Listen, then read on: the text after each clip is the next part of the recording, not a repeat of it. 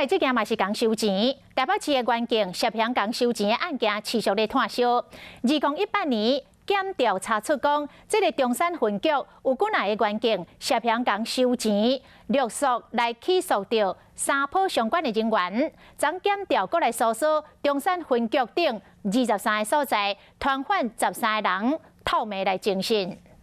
要不要澄清一下？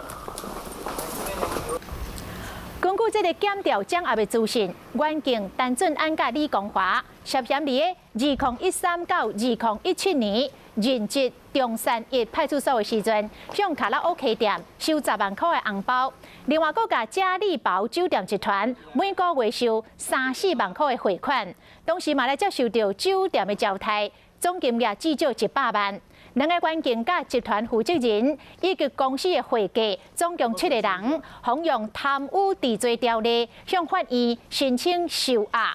检调嘛继续要来扩大追查。